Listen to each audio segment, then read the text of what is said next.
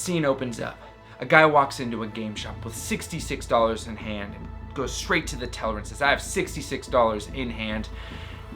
I can buy a $59.99 game and it'll cover tax in whatever state you want to put this story in. The guy says, okay, what for? And he says, a Nintendo Switch. I just got it. I love it. He goes, okay. Did you watch that video by Julian Melnick saying the 5 best games you should buy? And he says, of course I did. But if I didn't, the link's right here. All right, okay, so you watched it. Well, surprise, surprise, it's one of those games. He goes, okay. Is it a newer game? He goes, it doesn't matter if it's new or not. It's Zelda Breath of the Wild. And that guy says, that game's from 2017. Heck, it was a release date game. How can that game still be good? And the teller looks at him and he says,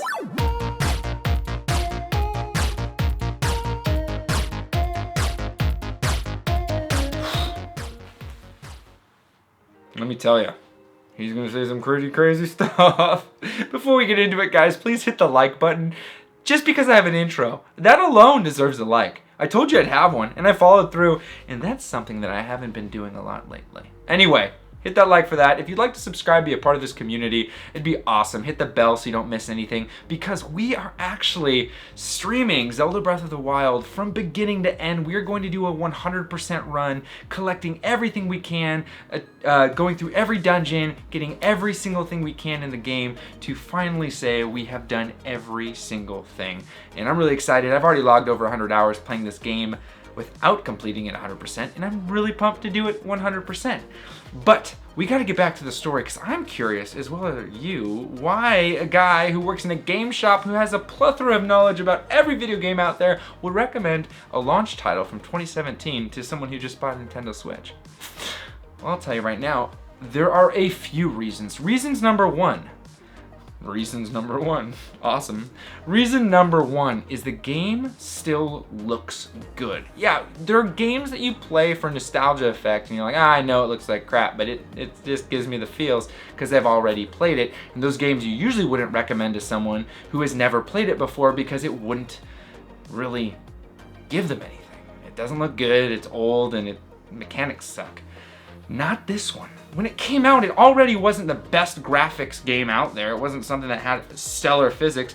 In fact, it broke a lot of rules when it came to physics because it's not really a real world. But what it had was an artistic, stylized look that, because it is already so specific in its look, it didn't matter how old it gets. It didn't matter that in 2021, when you play it, you aren't reminded of 2017. You're reminded of Hyrule. You're reminded of this beautiful land. You look out and you're like, holy moly, those colors are great. And that right there allows it to be a recommendation, in fact, a necessary game for someone, because it just doesn't feel like it's from 2017. It feels like it's timeless.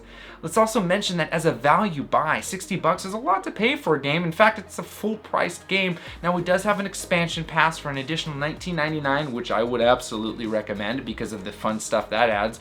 But let's just say without that, it already has so much you can do, from collecting all Korok seeds, which are 900 little tiny fellas you find either under rocks or a weird puzzle you solve, to 120 mini shrines. And by mini shrines, I mean mini dungeons called shrines, to 4 main dungeons, and finally a main boss. The game is packed full of things to do, and that's not to mention the 75 plus different outfits on top of the 30 plus different weapons and shields, and the upgradability you have for each thing by collecting things dropped by killed goblins and whatever you want to call them. There's just so many different things to do. I didn't even mention the cooking mechanic and how you can cook to give yourself meals that regain life or add heat to your body so you can go in cold, or add cold to your body so you can go in heat, or strengthen you, or make your defense stronger, or you can climb longer.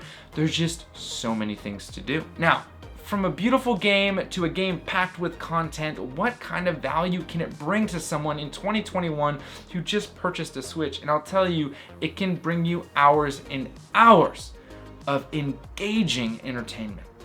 The fighting style inside the game is something that you have to actually learn how to do properly, because you can stop someone with different abilities. You have bombs that are rechargeable, as well as weapons that break because of a durability mechanic that has been inserted into the game. This is something that has changed the way that Zelda has felt, or at least the series has felt over the years, and it is a welcomed mechanic in my mind, but some people didn't like it so much. Which is fine because, whatever, everyone has their own opinion. As we enter into an age where gaming is becoming more and more popular and it is harder and harder to get your hands on systems to play these, we find ourselves looking to places like Nintendo. That, though it was difficult earlier last year, we can actually pick one of these up pretty easily now. And when you pick one up, you want to get the best bang for your buck, and if you're playing alone for the time being because, well, you can't really go out and play with anybody, I would just say this is such a value buy. Because from moment one in the game to the last moment when you defeat the final boss, you are constantly given opportunities to make your own decisions. Whether it's to go straight to the boss at the beginning of the game or do every single shrine, collect every single thing, and make sure that you do every single side quest, it is your choice which way you want to play it. And I think that's what makes Zelda Breath of the Wild a value buy, even at the full price in 2021 when this was released in 2017. Guys, I appreciate you watching. This is just my way of showing my love for Zelda Breath of the Wild. It is my favorite game on this thing. I can't wait to see you in some of the streams. Again, if you'd like to like this video because I have an intro now, please do so. Don't forget to subscribe because I want to see you guys in all these videos. Hit that bell so you don't miss out on anything. And come in and hang out with me in the streams. They're going to be fun. Tuesdays and Thursdays, 7 a.m. to 10 p.m. Happy gaming, guys.